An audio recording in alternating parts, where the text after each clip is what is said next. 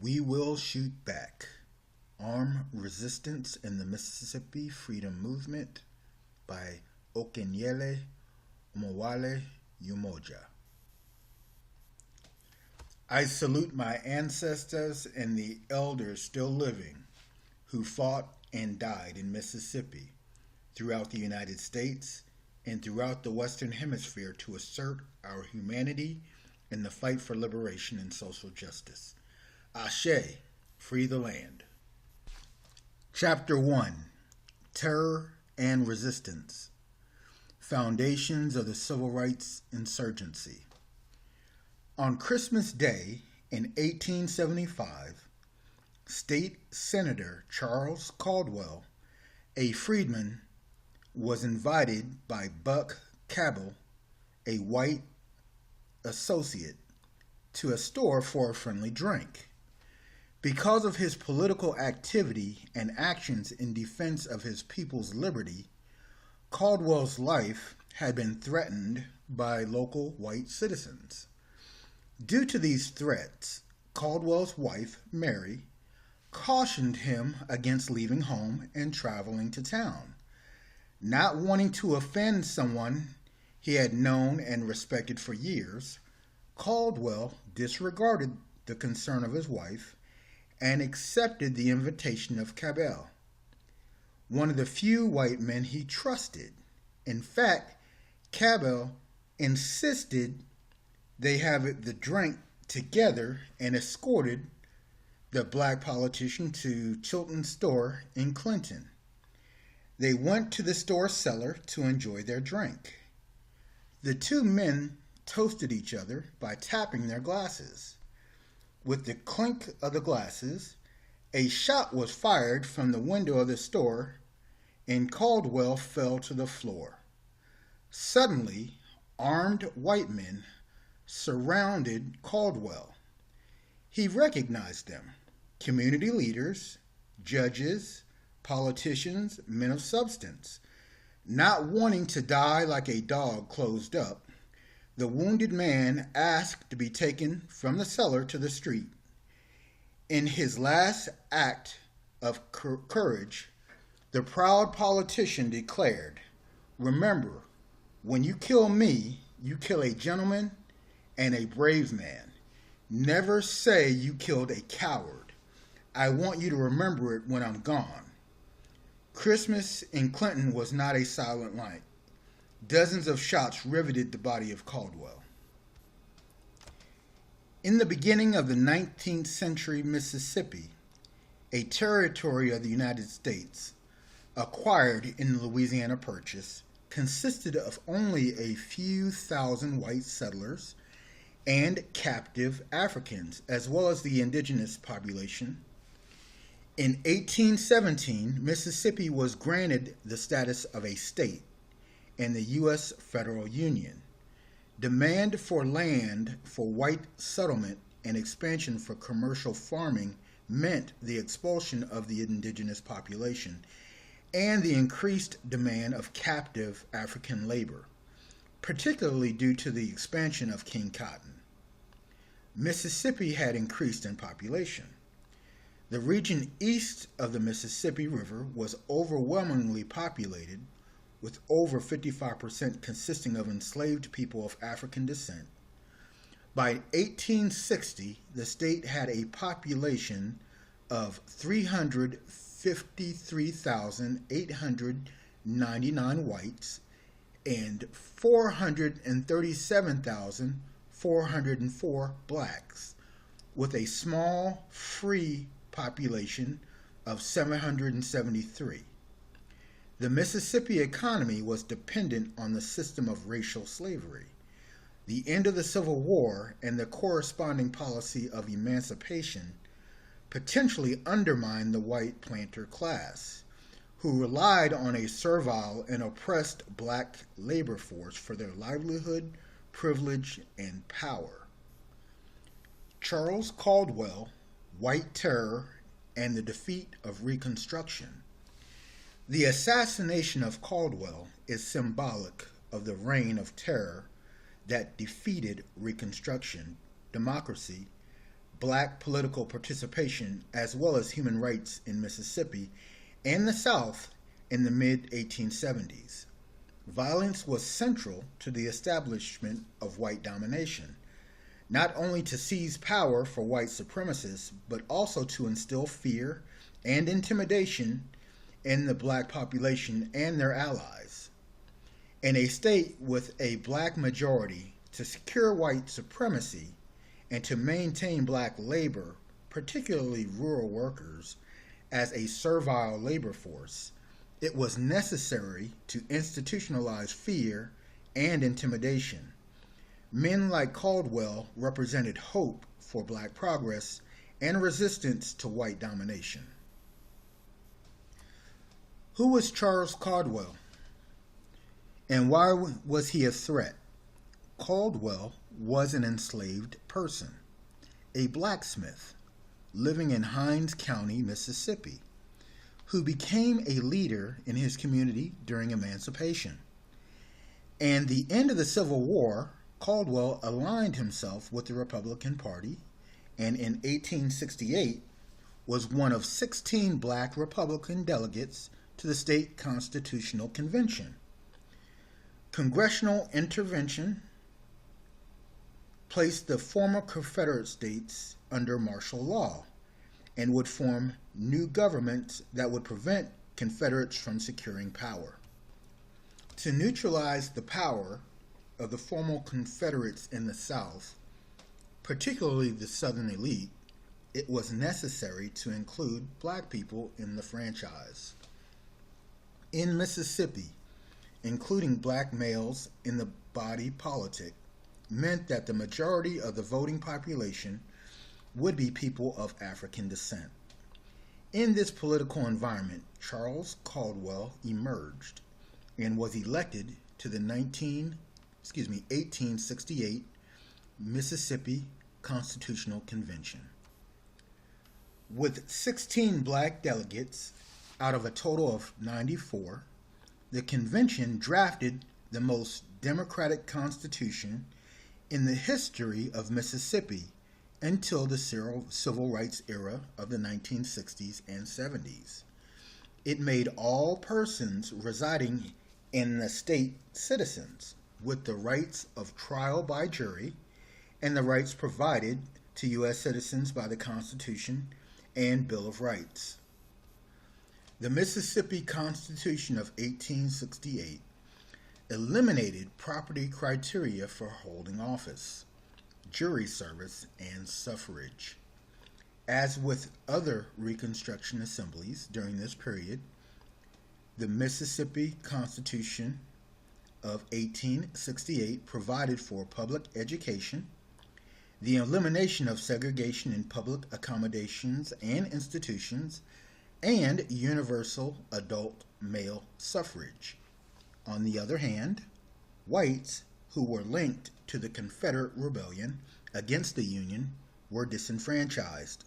This policy resulted in 20,000 whites, mostly elite, being denied the right to vote or hold office. Caldwell was an active participant in the 4-month process of drafting a Reconstruction Constitution for his home state. Subsequent to the convention, Caldwell was involved in a shooting incident in Jackson, the Mississippi state capital, in broad daylight. A white man, who was the son of a Mississippi judge, attempted to shoot Caldwell, but in self-defense. The black leader shot and killed his attacker. Caldwell was tried and acquitted, achieving the distinction of becoming the first and possibly only black person to win an acquittal after killing a white man in Mississippi. Following the convention, the successful defense of his life, and acquittal in Jackson, Caldwell became involved in the Hinds County government. In 1870, he was elected to the state senate. Caldwell and other black politicians participated in state government. After the election of 1873, Black men were elected to the offices of Lieutenant Governor, Secretary of State, Superintendent of Education, and Speaker of the House, while Caldwell and other black legislators did not possess the numbers to control either body of the state legislature. Their interests were reflected in the policies developed by the state government. The Mississippi Reconstruction legislatures instituted elements of the 1868 Mississippi Constitution, including universal male suffrage, elimination of chattel slavery, eradication of codes related to racial servitude and control, and establishment of public education. Vagrancy laws were eliminated, and taxes for mechanics and artisans were lowered. The right of married women to control their own income and autonomous from their spouse was implemented.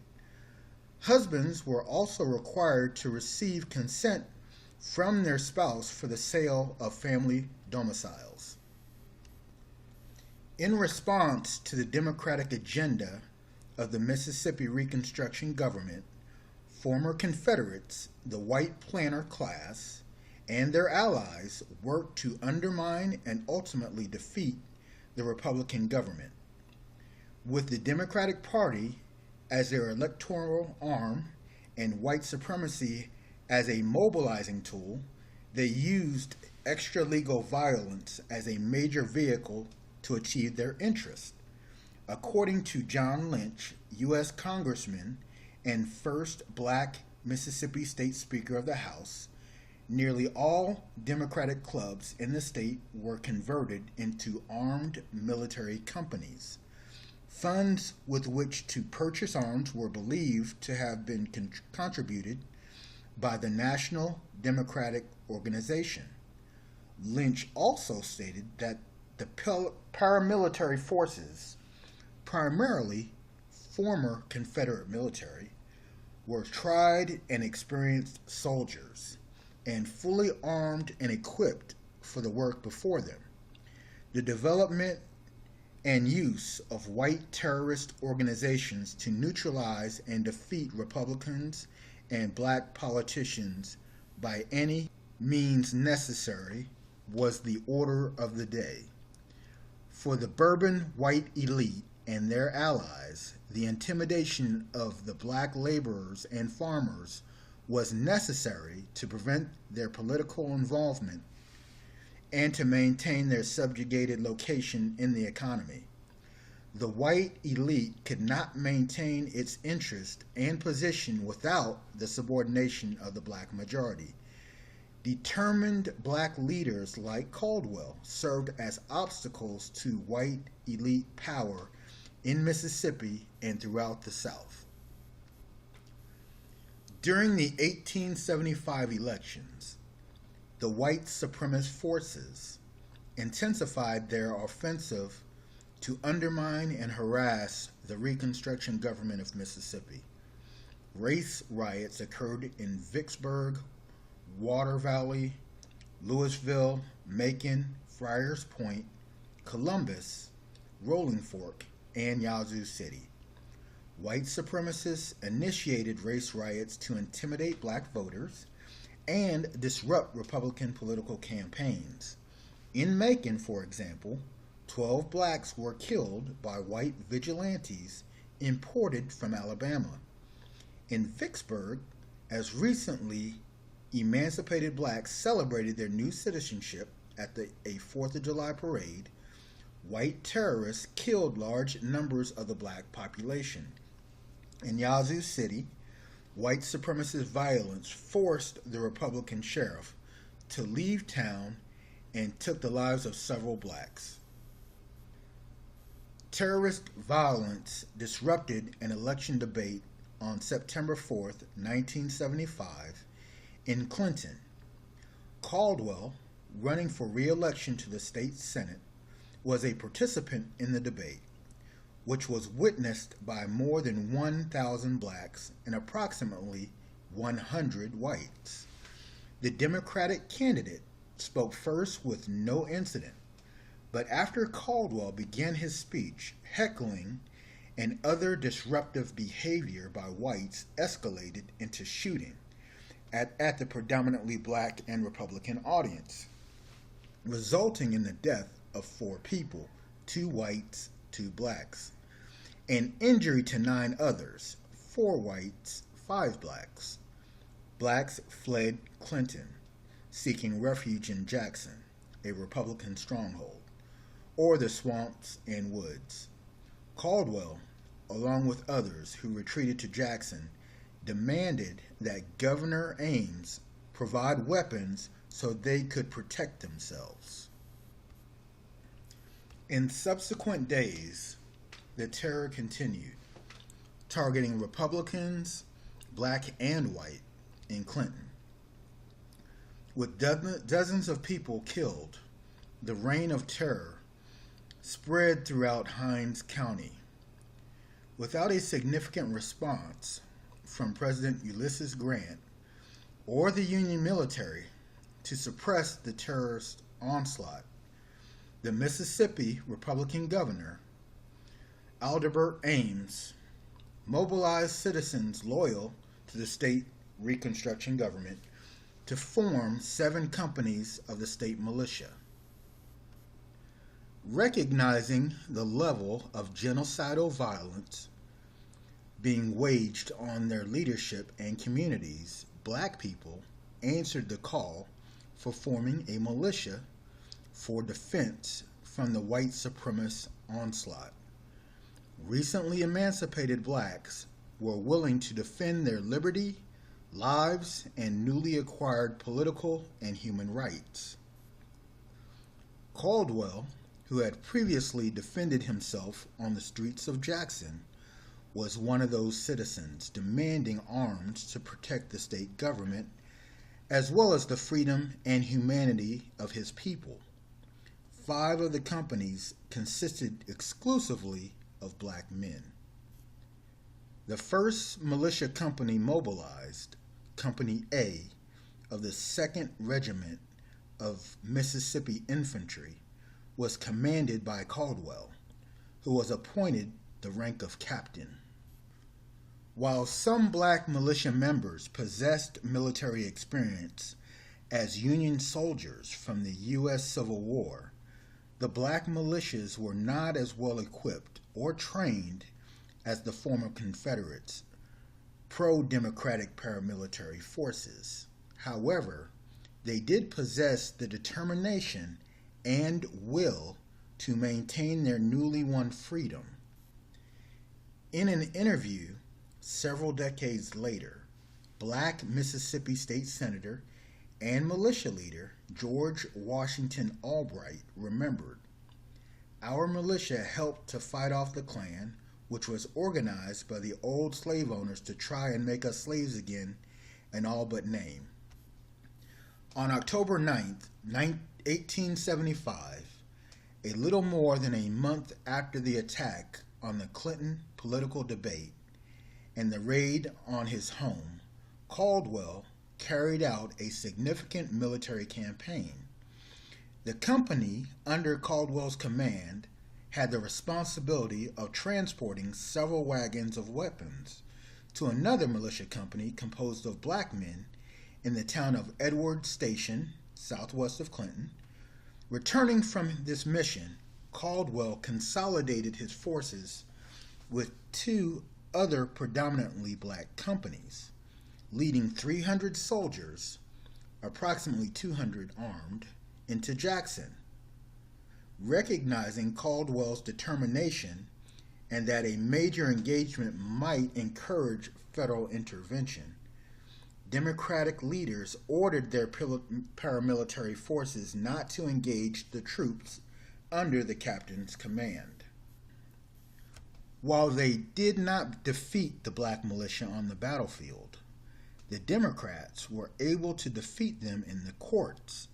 1 month prior to Caldwell's march through Hinds County, Democratic lawyers filed motions to prevent the state from allocating resources for the organization of state-supported militias. the state Supreme Court ruled in favor of the Democrats, and on October 12, 1875, 3 days after Caldwell and his forces initiated their march, Governor Ames demobilized the state militias. The disbanding of the predominantly black militias significantly weakened the defense and resources available to Mississippi's black communities 10 years after the end of chattel slavery. A Reconstruction based upon democracy and radical reform was doomed to fail in the face of a white supremacist armed rebellion. Insufficient federal intervention and the decision not to provide arms to the black majority, white supremacy would be the order of the day in Mississippi for nearly a century. Within 10 weeks of the decision to disarm black militias, Caldwell was assassinated. During the 1870s, black political participation was the primary motivation for white supremacist violence. Black political participation accounted for 83% of the recorded mob violence of the period. The federal government allowed its Southern adversaries back into the Union through the violence, terror, and disenfranchisement of people of African descent. The U.S. government and National Republican Party proved unreliable allies as valiant men like Caldwell were assassinated. Black political officials were deposed, and the black masses were forced into agrarian peonage. With the Hayes-Tilden Compromise of 1877, any pretense of federal intervention in Mississippi and the former Confederacy was dropped for decades. A war was waged in the South to place emancipated blacks, in the words of Du Bois, back towards slavery. Terrorist violence was unleashed to secure the white planter elite in power and to perpetuate a system based on white supremacy. The specter of violence remained as a means of intimidation and social control. In the decades following Reconstruction, lynching became common in the state. Between 1882 and 1940, 534 black people were lynched in Mississippi, the highest total in the United States during that period. The federal government ignored terrorism waged against black people. Congress and the president took no action to prevent lynching, and the federal government did not prosecute the perpetrators, even when the event was publicized at least a day in advance. With white supremacist violence as a major vehicle used to intimidate and suppress, within decades blacks were excluded from representation and participation in electoral politics, and apartheid was institutionalized in civil society. Survival, accommodation under apartheid. As tenancy increased and white planter hegemony and apartheid consolidated itself in Mississippi politics and civil society, blacks responded to white domination and violence in a variety of ways. Leaving Mississippi and the South was one option to escape terror. Of those who stayed in Mississippi and the South, some attempted to survive through accommodation to white domination and to build institutions without coming into direct confrontation with white power. Isaiah Montgomery, a prosperous black farmer, entrepreneur, and founder of the black town of Mound Bayou, proclaimed, "This is a white man's country. Let him run it." Montgomery was the lone black delegate to the 1890 State Constitutional Convention. He argued that disenfranchising blacks was a fearful sacrifice to maintain peace between the races. The convention would implement a literacy provision that was liberally used to disqualify potential black voters.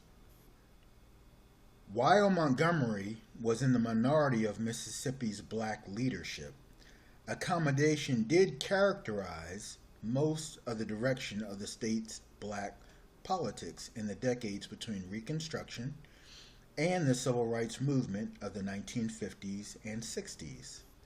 Prior to the 1940s, few leaders attempted legal challenges to disenfranchisement. Similarly, direct action protests were not the order of the day, as the 1904 streetcar boycott was the only documented civil disobedience campaign that occurred prior to the actions organized by SNCC in the early 1960s.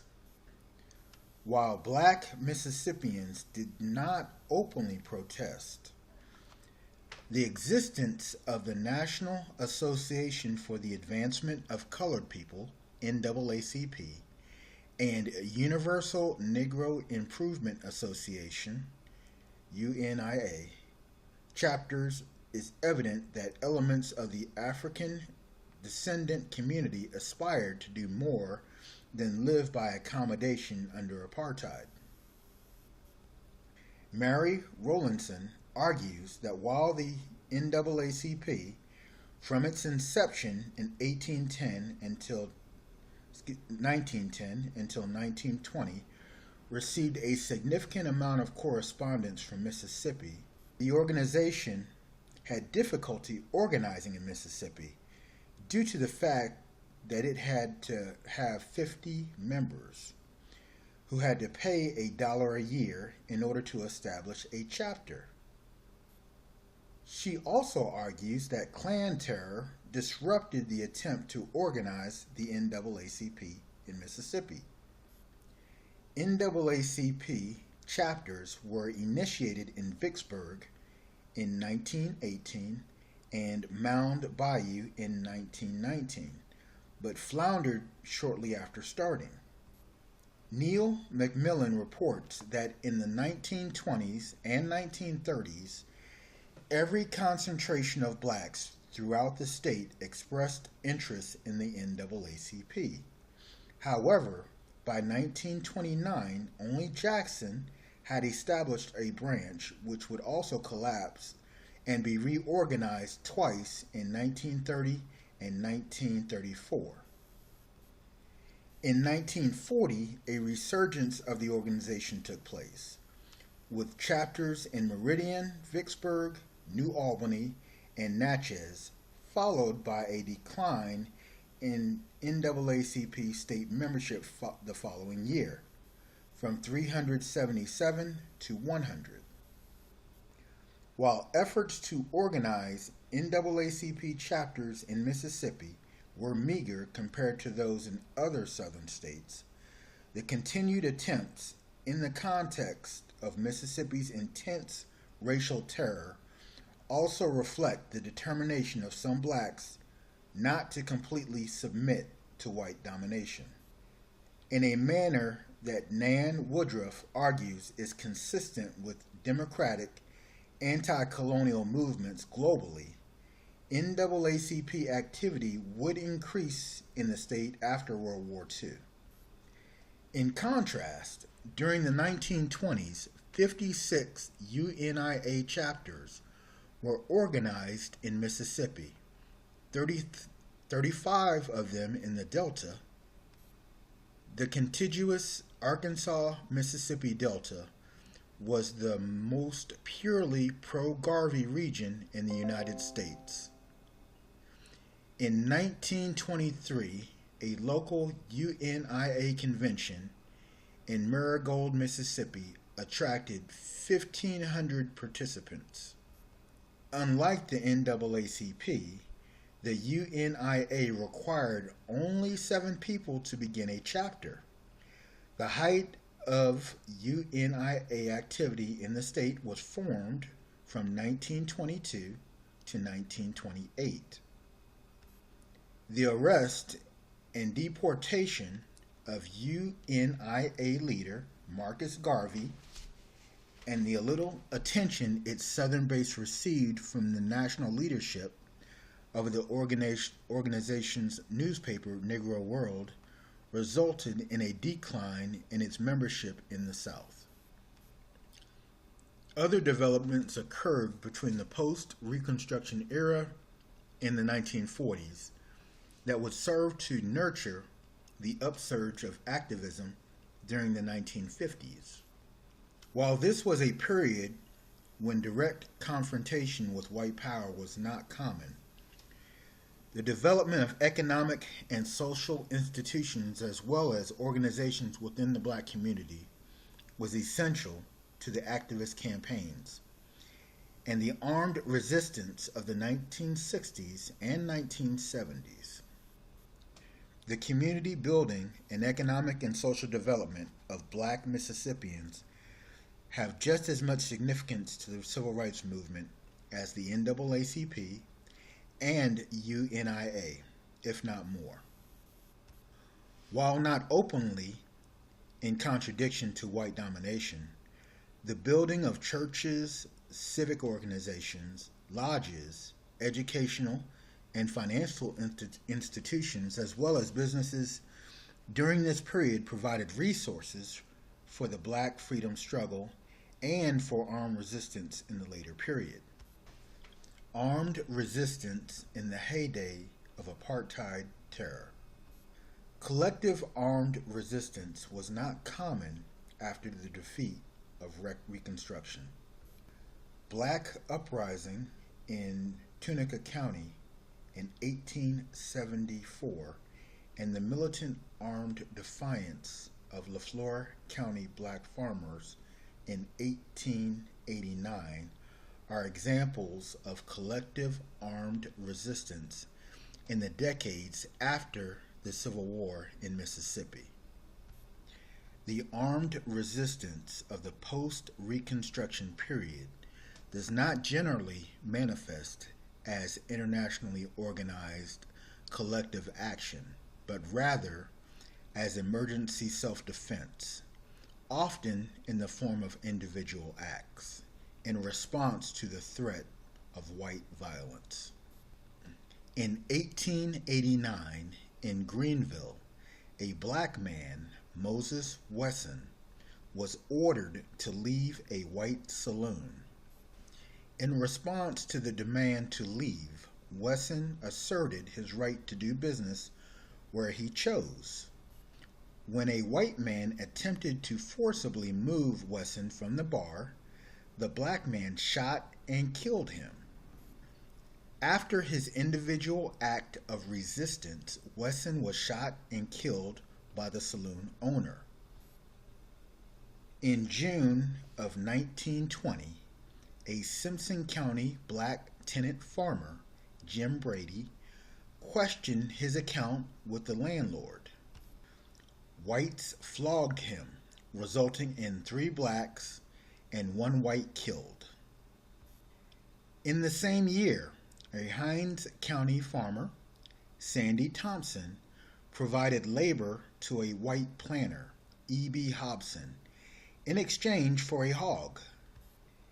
A dispute ensued when Hobson came to Thompson's house and demanded the pig back, citing dissatisfaction with the black farmer's work.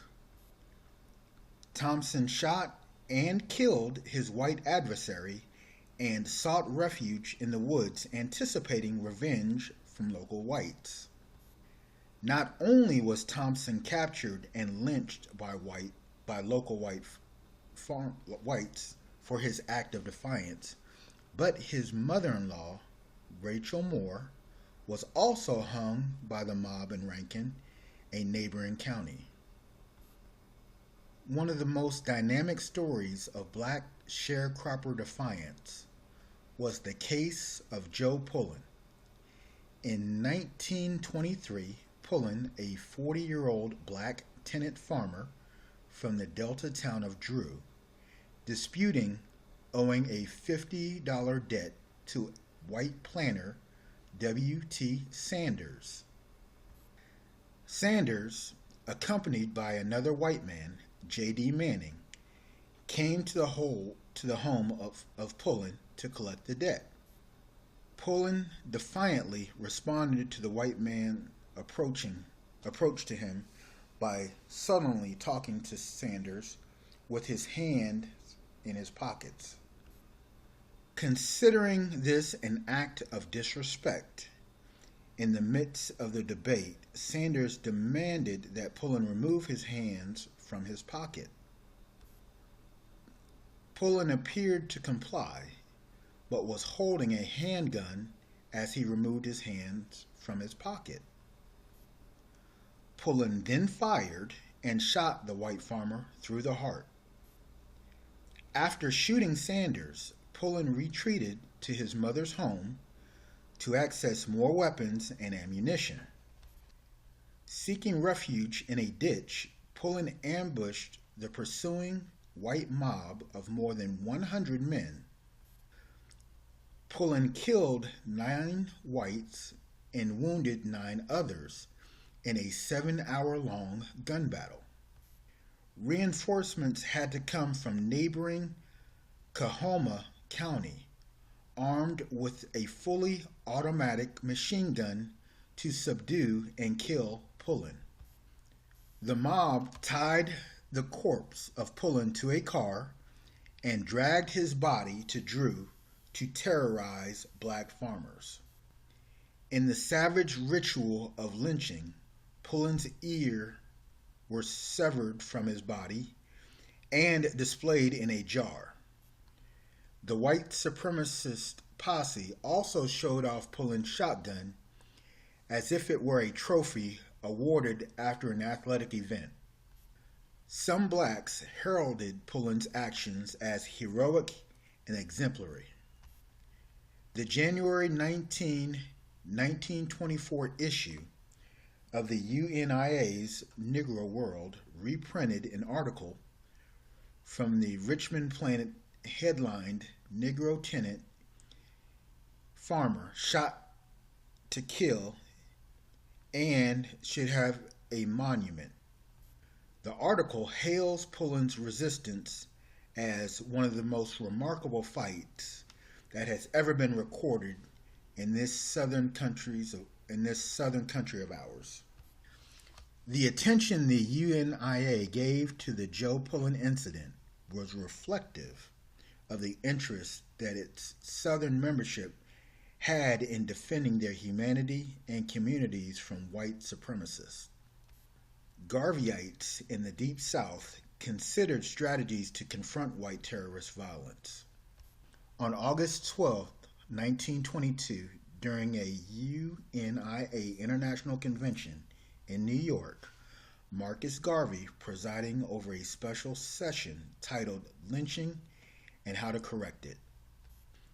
The Negro World reported that the special session on August 12, 1922, reflected the beliefs of the Southern Convention delegates that lynching would be eliminated by meeting force with force. Recognizing the historic strategy of white mobilization of reinforcements in neighboring states and counties to overwhelm black resistance in the Southern Black Belt, UNIA member Harry W. Kirby of Chicago insisted that a higher level of coordination and organization on the part of rural blacks was necessary, Kirby argued. The characteristic of the white man was to impose on others who were unable to protect themselves. When lynching was contemplated, white people organized nearly the entire community to get one black man. The remedy was better organization of Negroes throughout the UNIA. If some means were devised whereby the various divisions of the UNIA in a certain radius could get in rapid communication with each other the moment any trouble was brooding, and confront the lynchers with an organized force of blacks, there would be no lynching. The fact that UNIA members were considering such tactics demonstrates that they recognized the insurgent potential of their organization in the black majority counties of the Deep South. Some Garveyites articulated a strategy of global black solidarity to fight lynching, possibly referring to the anti-lynching campaign of the NAACP. S.R. Wheat, a delegate from the southern border state of Missouri, argued that lynching would be eliminated by collective armed resistance, not by legislation.